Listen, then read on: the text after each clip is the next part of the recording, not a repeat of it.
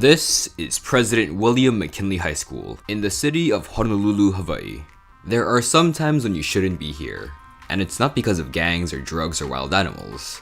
It's because it might be illegal. In the state of Hawaii, a person commits the offense of criminal trespass in the first degree if that person enters or remains unlawfully in or upon the premises of any public school or any private school, after reasonable warning or request to leave by school authorities or a police officer. Provided, however, such warning or request to leave shall be unnecessary between 10 p.m. and 5 a.m. Schools aren't the only place where trespass laws apply. Residential buildings, places with physical security measures, agricultural land, and unused private and government property each have their own clauses in the state's trespass laws. Even commercial premises are protected, although the process of taking legal action in their case is more difficult. They need to give a written warning or request to leave to the person with the witness present.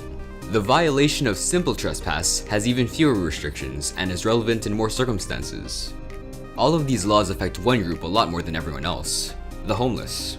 They are the people who could potentially benefit the most from having a safer and more comfortable place to stay, especially overnight. While everyone at least tolerates their existence, people are generally more comfortable when they aren't reminded of the state's staggering homeless problem every time they go outside. While the police will probably respond to incidents involving the homeless if they're called, what are they really gonna do if the homeless person isn't really causing trouble? The homeless person could be pressed with the violation, but what's that gonna end up doing? They'll just end up with the burden of a debt they can't pay. It'll be sent to the collection agency, which is never fun for the person that has to pay up.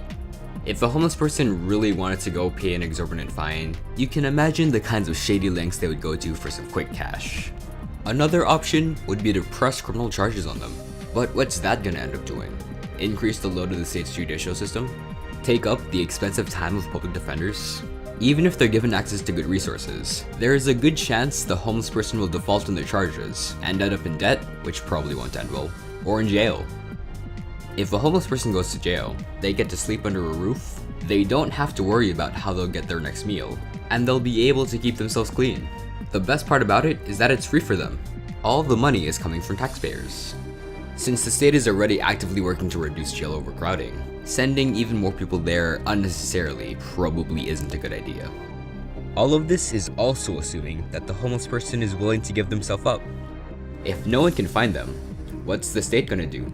Law enforcement probably doesn't want to waste too much time or resources tracking someone down, especially if the crime they committed isn't even that serious.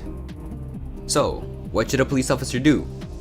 Under Hawaii's first pre-arrest or pre-booking diversion program that was first funded in 2018, homeless people who commit minor crimes could receive social services instead of going to jail.